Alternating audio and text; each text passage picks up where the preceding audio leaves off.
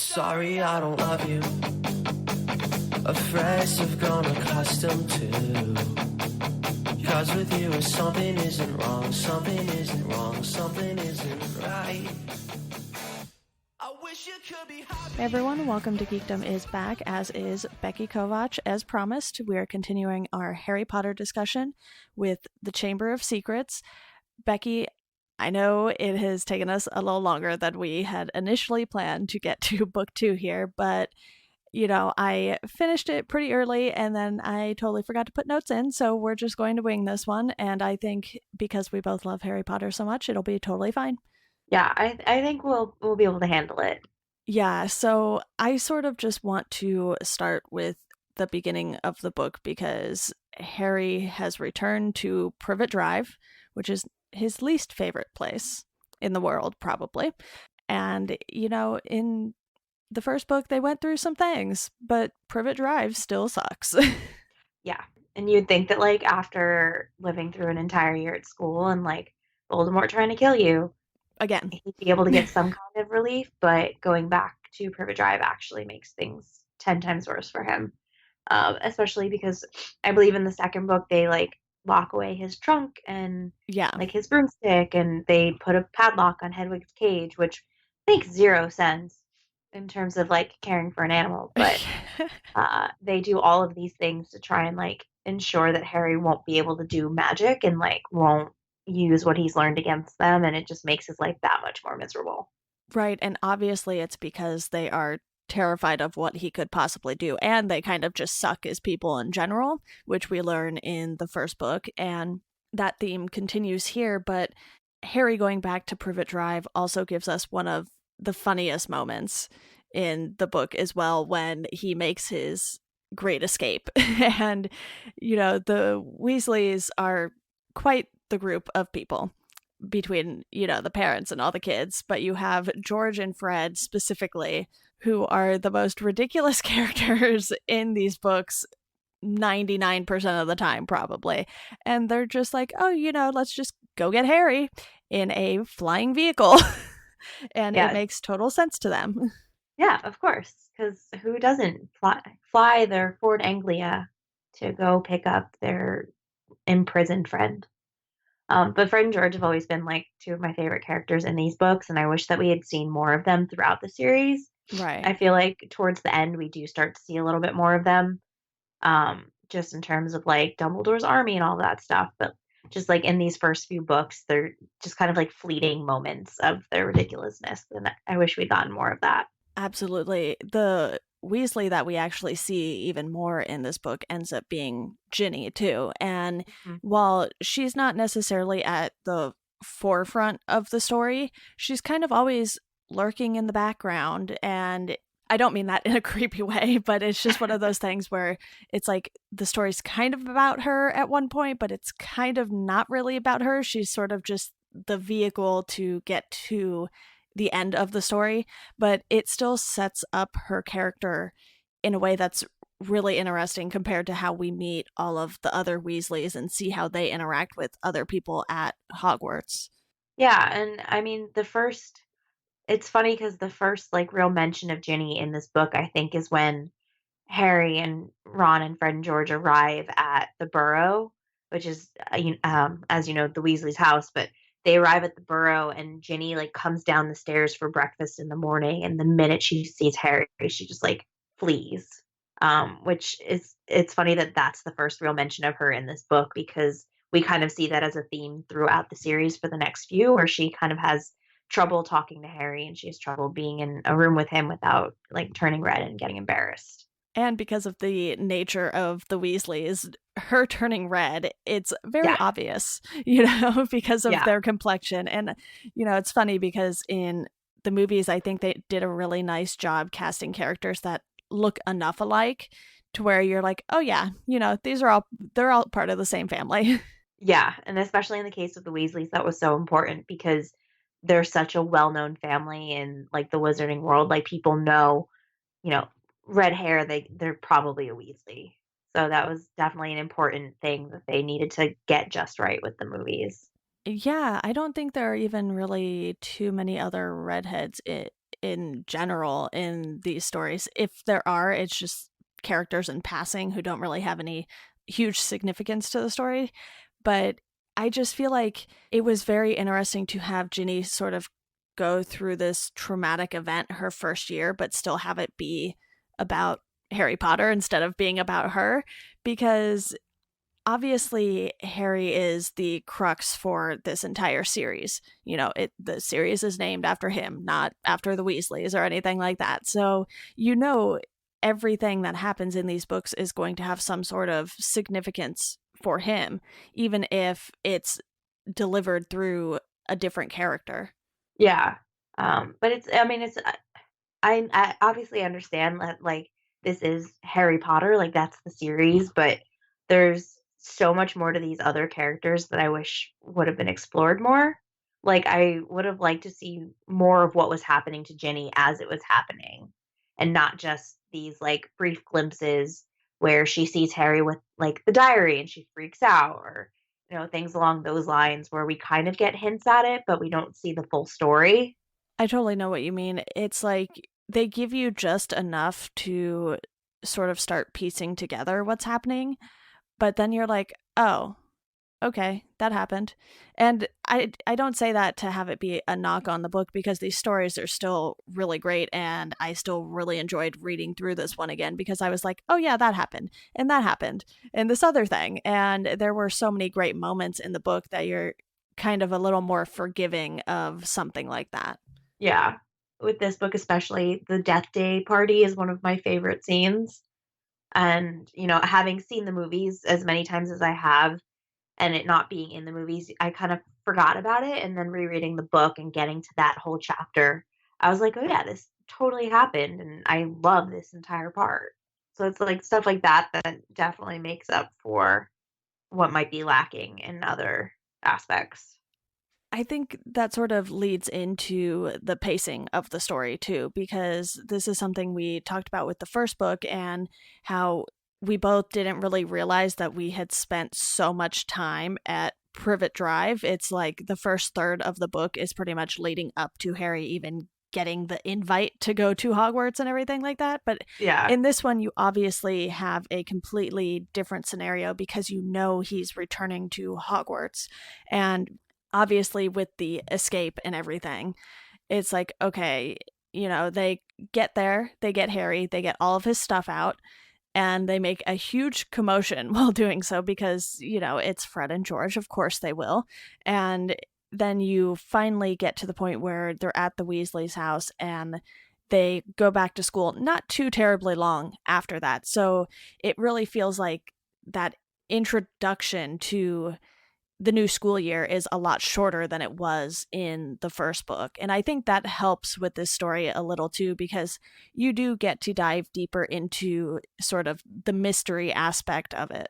Yeah, and I think one of the reasons for that could be that with the first book, there kind of had to be that little setup for him going to Hogwarts and a little bit more backstory. Whereas with this, like you said, he knows, like as the reader, he's going back to Hogwarts, so she doesn't have to spend as much time building up to that moment.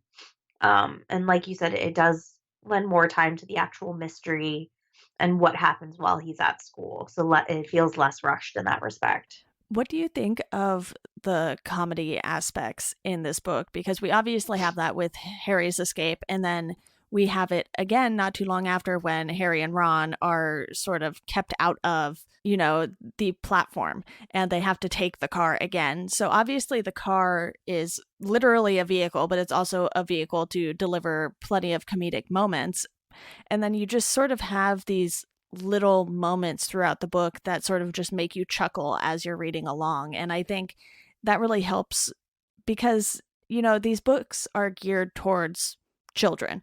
So you can't have it be like doom and gloom all the time necessarily. So I think they do a good job with sort of having that come across a little more in this book, now that we have a feel for all of these characters, or most of the characters anyway.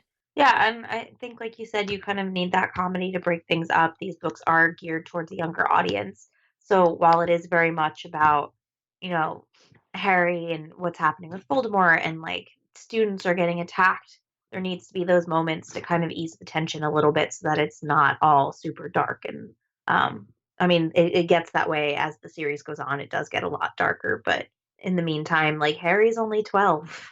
It's so easy to forget that too. You're like, oh, wait, they spend a lot more time at Hogwarts than, we did in high school or something like that. And there's sort of this fairly large age gap within Hogwarts too. You have Percy, who is clearly much more of an adult than literally everyone other than Hermione, maybe, as far as the, students go. So it's one of those things where I think J.K. Rowling did a nice job of being like, okay, there's the professors and the parents, those are the elder figures, so to speak. But then you have someone like Percy and you have someone like Hermione, who, even though she isn't necessarily older than the other characters, if she tells you to do something, you're probably going to know that it's something you should do, just because she is so much smarter than everyone else, because she reads all the books, literally all of the books, I'm pretty sure. And it's just sort of this tone that she has where you're like, oh, she's probably someone we should listen to. But then you have, Fred and George, and you're like, no, we don't need to take them so seriously. Yeah. With Hermione, it's like, even if she's telling you to brew a really dangerous potion in the middle of a girl's bathroom, you're going to do it. Yes, If exactly. Fred and George suggested it, you would probably have some doubts. But yeah, I mean, it's an interesting point to bring up. There is such an age gap at Hogwarts because you literally have kids from the age of 12 to 17 all, living under one roof and going to school in the same like classrooms and stuff. And yeah, their classes are separated by what year they are, but when it comes down to it, like they all have the same teachers and are studying the same subjects, and it's such like a weird idea compared to like what we have where, high school is probably like 14 to 18, and even that's kind of a lot when you think about the maturity level of like a 14-year-old versus an 18-year-old. Right. I never really considered any of that. Yeah, it's definitely interesting to think about because they're starting out so young. It's almost like that's those schools where sometimes part of junior high is included with the high school. I don't know if you have any of those where you are, but every once in a while we'll have schools out here that are like 8th grade through the end of high school. So you sort of get an even bigger gap there, and it's sort of just, strange to think about. You're like, why would they put 8th graders in the same place? It just seems so odd when you look back and think about that. But I think it also helps the younger students maybe mature a little better too, because Hogwarts isn't like a typical high school. Obviously they have slightly different responsibilities. You have to not blow things up and not poison yourself and or other people by making dangerous potions in the girls' bathroom. And there are so many overwhelming factors of how things can go wrong at Hogwarts in comparison to just like normal high school. Although in this day and age, who knows, everything is dangerous when you go outside. So Yeah. it's one of those things where, because of their extraordinary abilities, it's like, okay, you know what? Maybe we can put these groups of kids together in a different way and they'll all sort of learn from each other better. And you see that more, I think, in sort of like the dorm setting where they have the common rooms and then, the boys go off and the girls go off to their sections. But you still have these areas where it's like everyone from that house can interact. Yeah. And I mean, it does work in these cases. Like you said, in the common room, you see students of all ages just kind of working and interacting. And, the older students are helping the younger ones with their homework, or Hermione's helping everyone with their homework. And it's it's a very chill environment, at least from like what you see of the Gryffindor common room, since you don't really see the other ones. Yeah, I totally agree. I think with this book too, because you have not only Ginny as sort of the new face in the story, but you have Professor Lockhart, who is another character we definitely need to talk about because what a guy. What talk a about guy. Your comedic relief.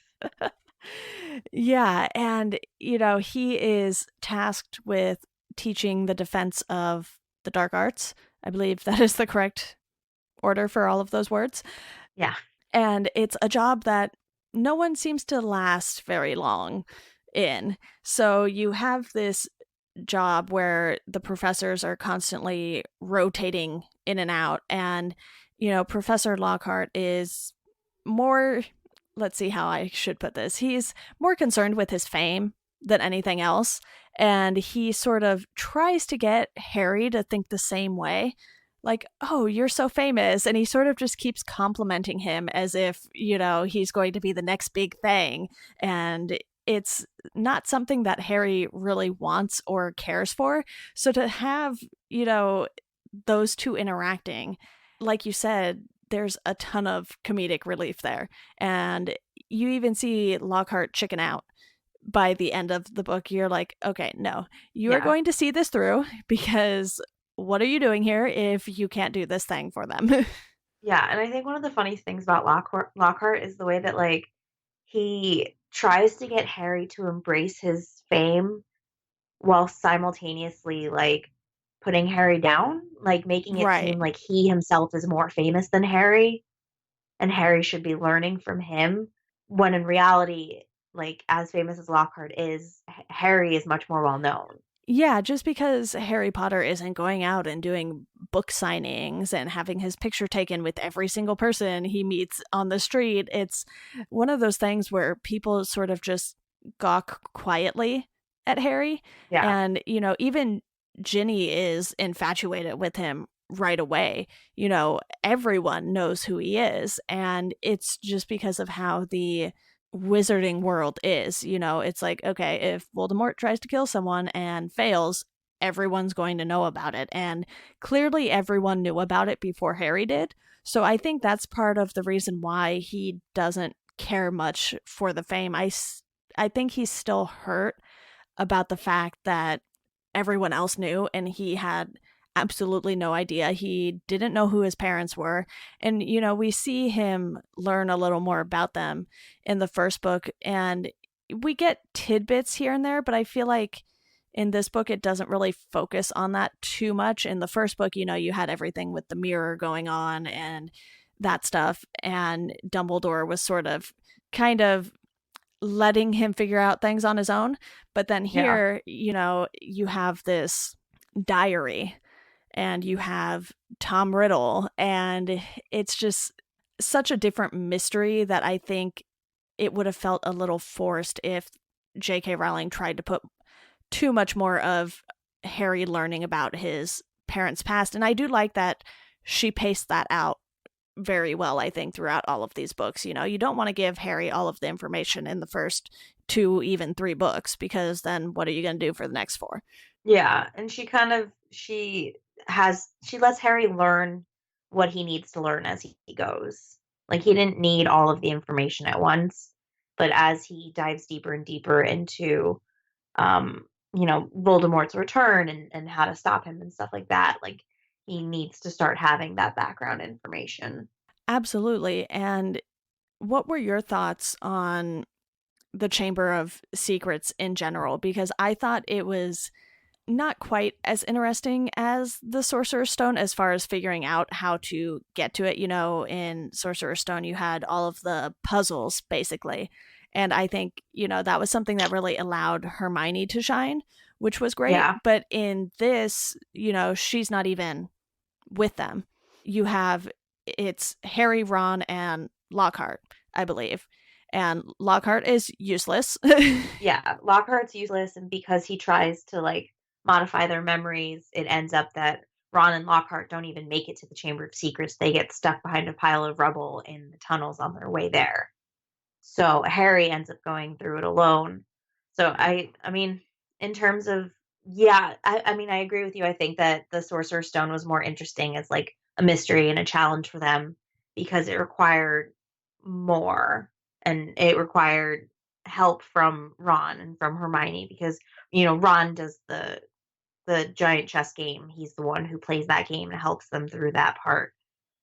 So it does help the other characters shine a little bit more. But the thing about the Chamber of Secrets is that it's such a big setup for so much that comes after. Yeah. Because, like, we have Harry with being a parcel tongue. this is the first time that we realize, that he can talk to snakes, that it's not a very common gift for a wizard to Again, be able to something he do that. didn't know too. Yeah.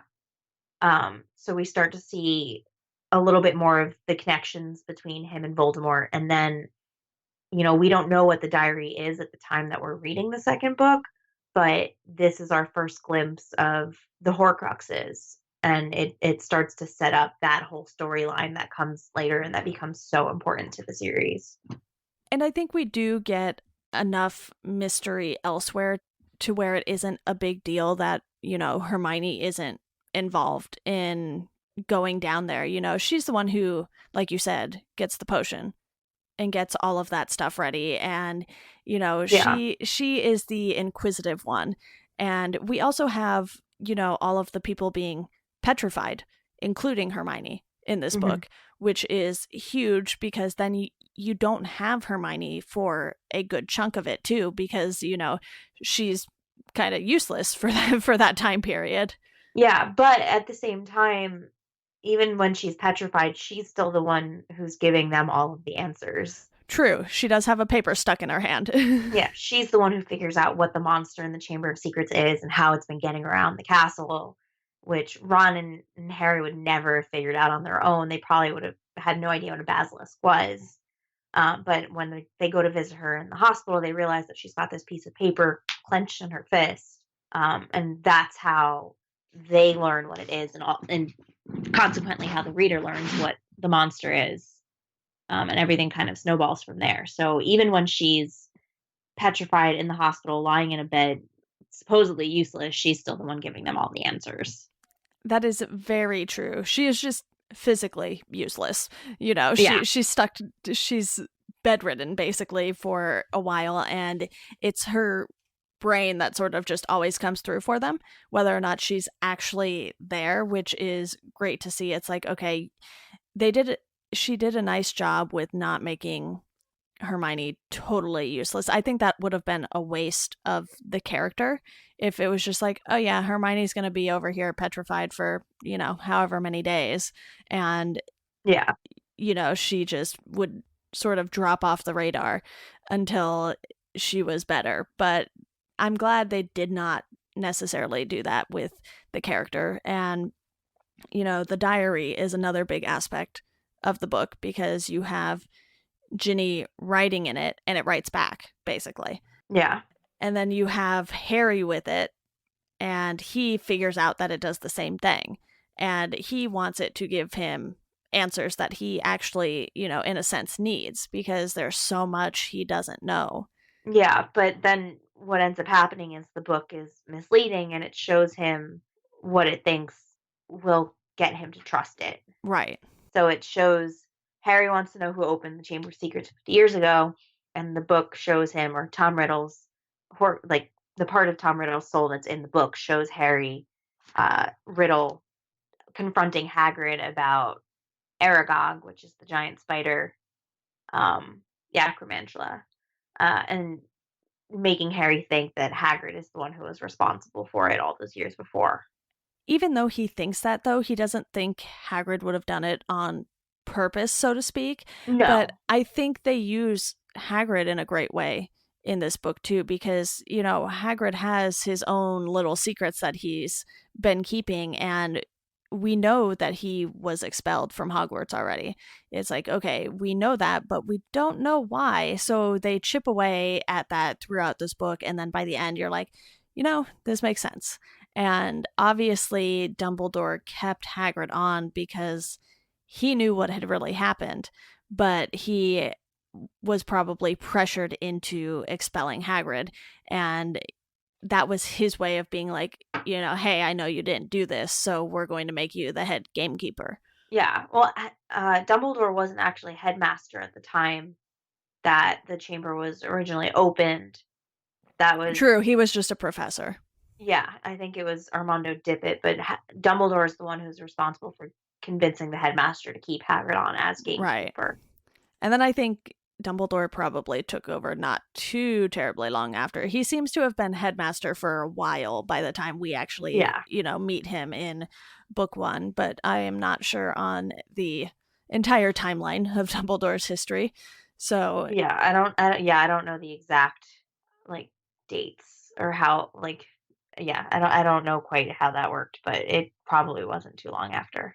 there are a lot of things to remember when it comes to the Harry Potter books, So especially many now things. that she keeps adding to it with, the Fantastic Beasts and where to find them and everything. It's like, wait, okay, hold on.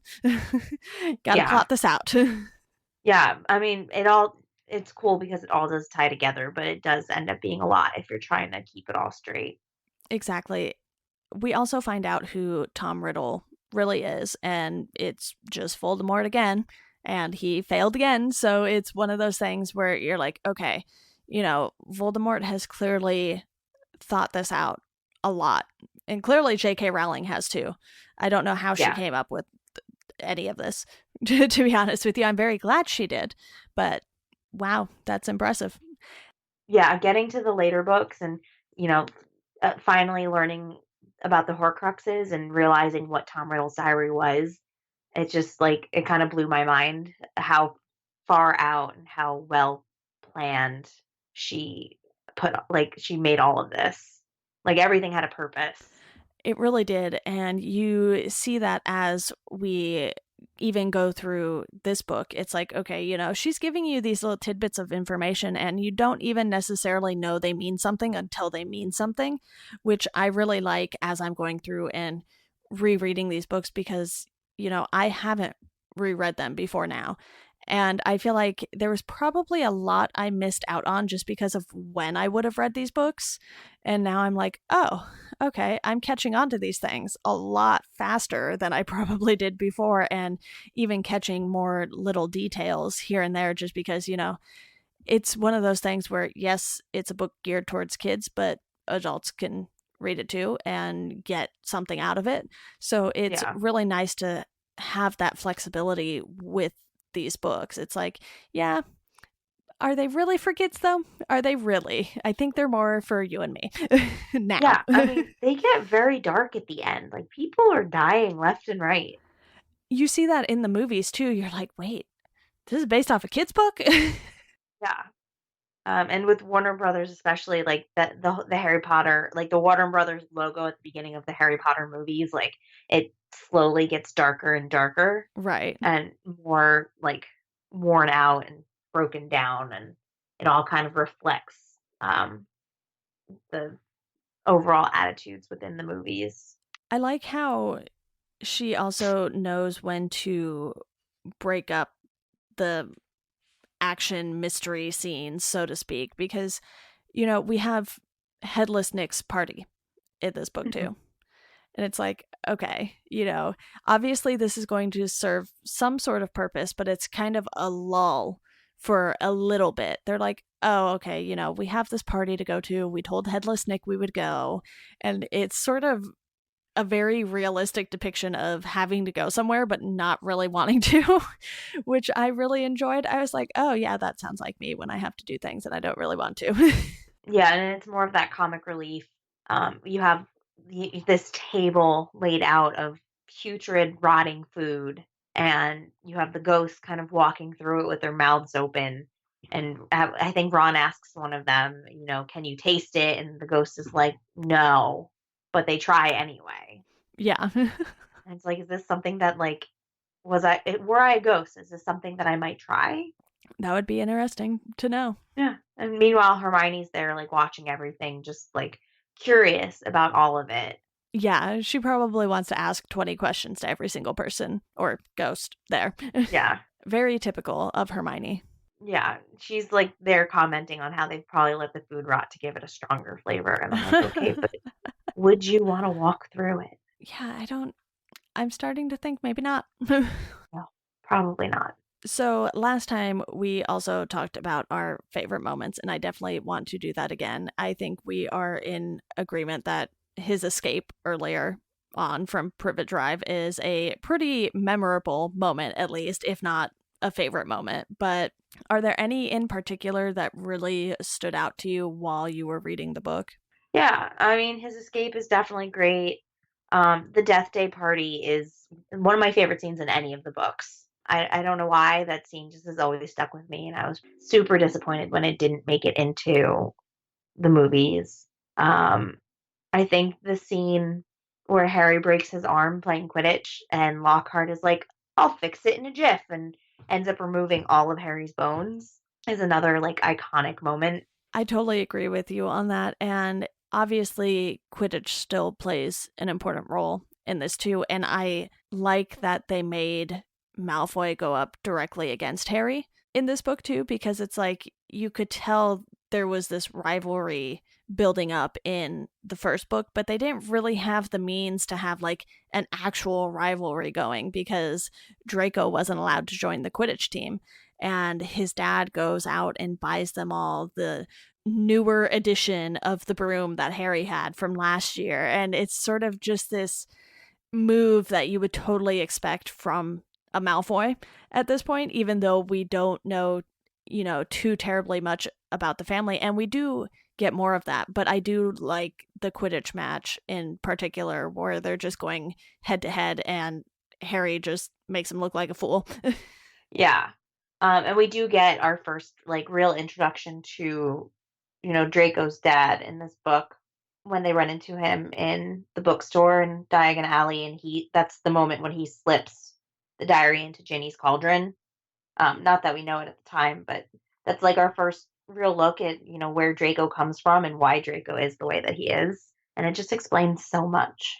Yeah, and you even see his dad get humiliated in this book too, which then humiliates Draco. And you're like, yes, a win for Harry Potter again. Yeah, literally all I want to do the entire time is punch Draco in the face. He's just so smug. Yeah, there are a lot of people like that just in, like books and TV and movies. And I'm just like, I hate you so much, but I'm sure in real life you're a great person. Maybe. Depends these days. I was gonna say those. I think those are amongst my favorite parts of the book. I don't know if you have any others that you wanted to talk about.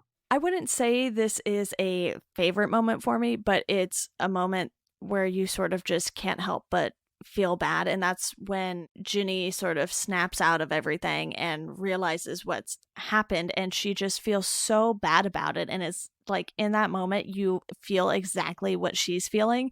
And you're like, but why did this have to happen to Ginny? Like, why couldn't it have been some random person we didn't need to care about so much? Yeah, it does make it harder because it isn't just some random character. This is, Ron's little sister, and in the past two books, we've grown attached to the Weasleys as a family because they are such genuinely good-hearted people. And they kind of, they take Carrie in and they make him a part of their family. So to see that happening to the only girl in this family, it's just like, oh, They take Harry in without hesitation, too.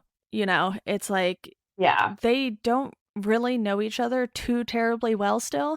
It's like obviously Harry met the parents when he was trying to go learn how to go through the platform and everything in the first book. And then, it's just like, oh yeah, come on, Harry, you can stay with us. Our children already helped you escape, so why not? yeah. I mean, they literally zero hesitation. The Weasleys just want to, they see this boy who kind of grew up in really rough circumstances and without his parents, and Mrs. Weasley accepts him right away. I mean, even after only having met him that one time on the platform, in his first year, she sends him a sweater for Yeah. Christmas that she makes for her own children. And again, I think that goes back to how everyone knows his story better than he seems to. Because Yeah. obviously, while the Weasleys aren't, the highest of the families in the wizarding world, like the Malfoys supposedly are, it's just one of those things where, you know, they definitely know what Harry has been through. So they're more sympathetic to him. And that actually reminds me of another one of my favorite moments from the book, and it was when they used the flu powder for the first time, or Harry does anyway. And he ends up in the wrong place. Yes, and he is just so confused by it. He is like, "What just happened? Where am I?" And then Hagrid comes and finds him, and he's like, "Harry, what on earth are you doing over here?" Yeah, Hagrid to the rescue. It's just small moments like that I think really help make these books so entertaining. And even though we don't necessarily get all of the small moments adapted into the movies for the sake of, not sitting there for 4 hours, at least, I mean, I would. I'm not saying I wouldn't, but that's a long time to sit down and watch a movie. Yeah, that's true. That's like not a theater going experience. I would not be able to sit in a theater for 4 hours straight and like No. not have to get up and like stretch or go get food or go to the bathroom or something. Yeah, there'd have to be an intermission. But it would have to be a nicely timed one too. You can't mess those up. True. But I think it also gives people a reason to appreciate the books and the movies for what they are, for the different reasons too, because I don't need adaptations to be a one-to-one take on a book necessarily. And I do think obviously that the movies did a very nice job for the most part, from what I remember anyway. Again, I haven't really rewatched those either. I'll probably have to do that at some point, just for the sake of, completing this entire experience of rereading the books and rewatching the movies. It'll happen, Becky, I promise. Yeah, obviously movies are never going to be 100% true to the books. As it just they can try and get as close as possible, but there's always going to be things that just don't, further the plot line enough to include them. But I mean, these movies did a fairly decent job of adapting everything to the screen. Yeah, I definitely agree. I think, as far as the book as a whole goes, though, this was a good move forward. I didn't feel like it was too similar to the Sorcerer's Stone to end up being boring. And while, you have new characters at play here, they don't spend too much time on them. Obviously, we see quite a bit of Professor Lockhart just because he keeps popping up pretty much, but it's not like we spend a ton of time on his background. It's like, okay, this is the famous dude. Here's why he's famous. And Hermione can, get a little weak in the knees over him, I guess, and we'll get over it. Yeah, I think that was the thing that bothered me most about Lockhart is the way that Hermione is so smitten with him. And like obviously, as a kid you're gonna have like your crushes or whatever, but She's Hermione 12. being yeah, I mean little kid crush. But like as smart as she is, she should have been able to see through the fact that he was a fraud. And I hate that like a lot of her interactions with him in this book boil down to her just being completely smitten. Yeah, you could even say, she just sort of wants to believe in the good in people. So she was more inclined to believe everything that was in his books until she had a reason not to. I And, guess. the thing is, Hermione might be 12 as well, but she does not act like she is. So it's one of those things where you're like, yeah, maybe she should have known better, because Harry and Ron didn't even care for him. And, you could argue that's because they don't like reading like Hermione does. But, she obviously had a familiarity with him before he stepped foot in that classroom. Yeah, and just I feel like it just hit her interactions with him just kind of made her into that typical like lovesick little girl. And Yeah. I want more from Hermione as a character just because she is the strong female lead in these books. Like I don't want to see her wasting her time like that. Yeah, I get what you mean. And the fact that they then have, this horrible thing happening to Ginny on top of it in this book, it's like, okay, maybe we can do a little better with those two. And obviously, J.K. Rowling handles that later on in the remainder of the books. But that is interesting to point out in this, because it's like, okay, we have these female characters who sort of get put on the back burner for a little bit, or a little longer than we would necessarily want them to. Even though Hermione is laid up in bed, she does manage to help. But then it's like, they're kind of just left worrying about her. And she probably would have wanted them to focus their energy on something other than her, and they don't do that. So I do see where you're going with that. And it would have been interesting to see at least the thing with Professor Lockhart handled differently. Yeah. Is there anything else you can think of that we have not touched on yet? I'm sure there is. Someone's probably, screaming at us right now. Like, why didn't you talk about this? Well, just in the vein of new characters, the one that we have not discussed at all that I feel like we need to at least touch upon a little bit is Dobby. Yes. How could I forget? Thank you for not letting me just end the podcast without discussing this. Yeah, I mean, Dobby is so important not only in this book, but as the books go on, he may not be a major character, but his role in these stories is still so important. There's so much that happens because he helps make it so. So, like in this case, he first appears to Harry during the summer when Harry is on Privet Drive. He's been stuck there for a couple weeks, and all he wants is to get back to Hogwarts, and he hasn't heard from any of his friends. And Dobby shows up to warn him against going back to school. Um, and Dobby, we as readers don't necessarily know it at first, but Dobby is responsible for so many of the things that are happening to Harry throughout the book. Right. So Dobby shows up to warn him against going back to school, and when Harry doesn't listen, Dobby is the one that closes off the portal to platform 9 3/4. And then when Harry gets back to school, Dobby is the one that enchants the bludger that breaks his arm. And, he's the one that kind of leaves all of these clues for Harry. And then the end of the book, Harry repays him by helping to free him from his masters, who are the Malfoys. It's amazing how much of Dobby's backstory I forgot about, because I was reading through this and I was like, oh yeah, the Malfoys.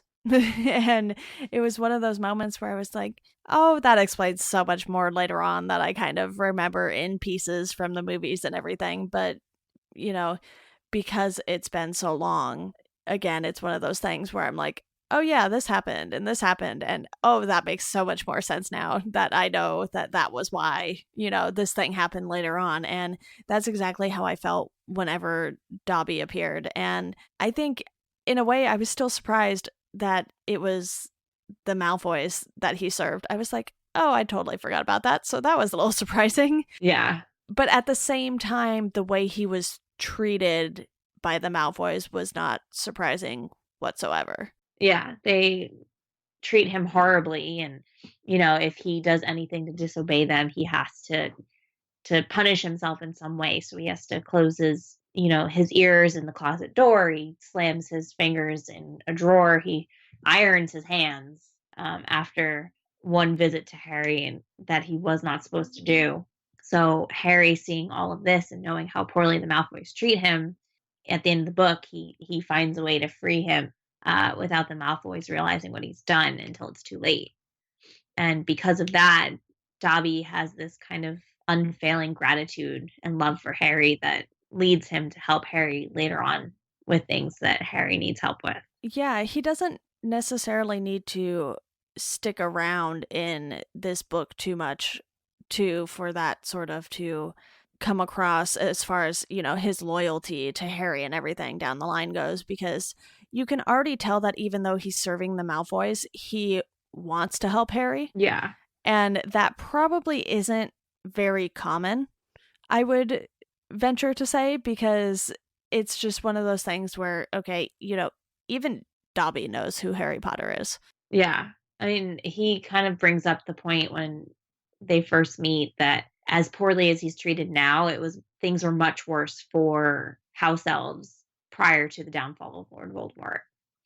So he just already, like, barely knowing Harry, has this appreciation for what Harry has done for his kind. Yeah, I really do like that moment where he's able to free him. It's just one of those mutual respect moments between Harry and Dobby that I think is something that just says a lot about each of the characters without making a big deal about it. Yeah. I mean, Dobby makes a big deal about it, but you can't blame him for that. But just within the context of the book itself, it's just like, oh, Harry does this one last little thing. And it's not something where it's, this big to-do about it. Yeah. I mean, it's not something that most wizards would have done. So the fact that Harry does it, like you said, it says a lot about him as a character, and the fact that he does have a good heart and he wants to help others. And also it's just like this great little defiant moment where he gets the better of Lucius Malfoy to Malfoy's face. Right. Where it's kind of just like a suck it moment. Yeah, and he's not as in your face about it as Draco is when he's doing that to someone else. Draco has to make this big stink about everything. And because like you said, he's so smug with himself, you just want to punch him in the face most of the time. Yep. And the characters really feel that too. How many times has Ron wanted to do something to Draco just because he didn't like how, he was looking at them or something like that. And I think it's a little harder for Ron to control his anger than it is for Harry, but I think Harry is a little more strategic in how he goes about doing these things.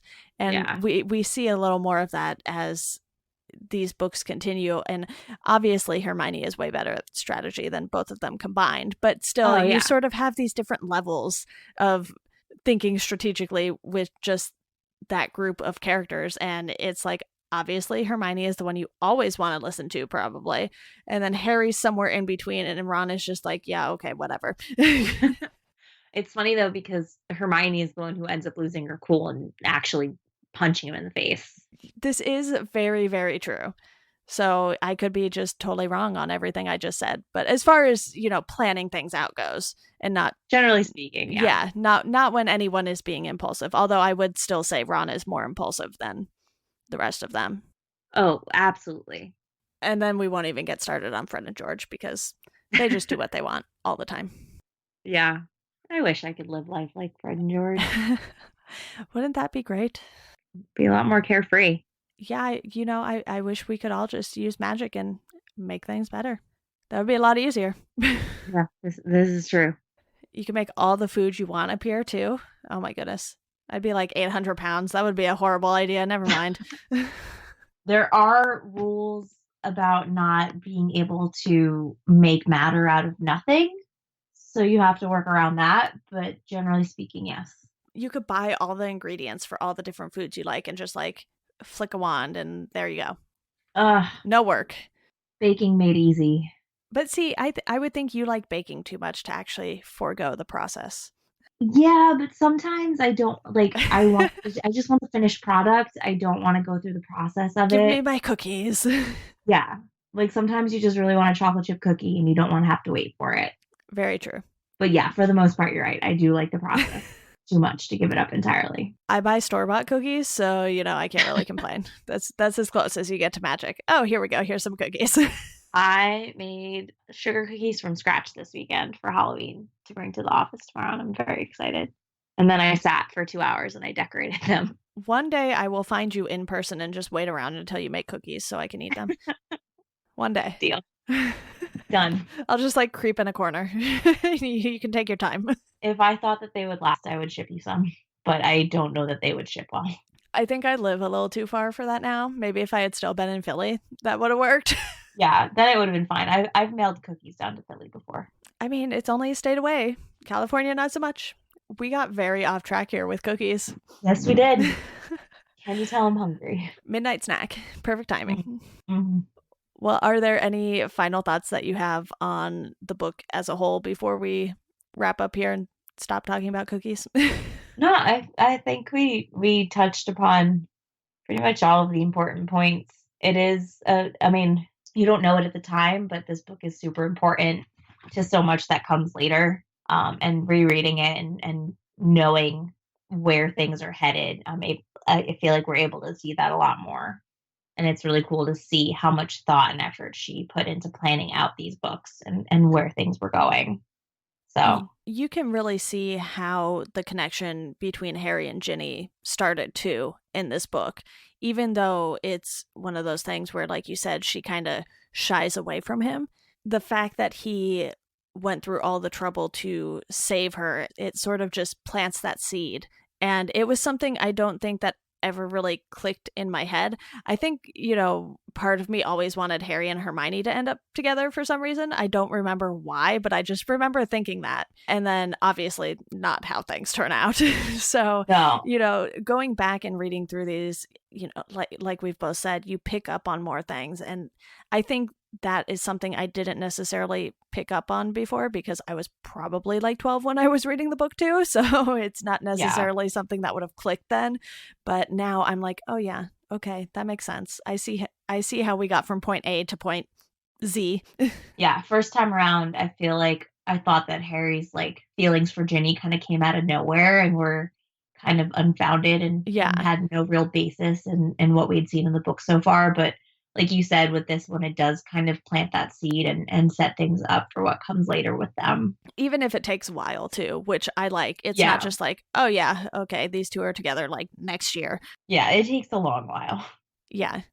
She definitely likes building up these characters before, putting them in certain situations. And obviously Harry has gone through a lot already just within these two books. So it'll be interesting to continue going through and rereading these because I'm really excited to see what else I missed just from reading them so long ago, which Yeah. I don't know. I feel like that sounds weird to say, but because I haven't reread them before that I'm aware of, that I remember anyway, I'm like, okay, yes. What else did I miss that I can catch onto now? Yeah, and I think I mentioned on the last episode that we did how the fact that I've seen the movies so many times, I started thinking that the way things happen in the movies was just like the way they happened in the books too, and that's not always necessarily the case.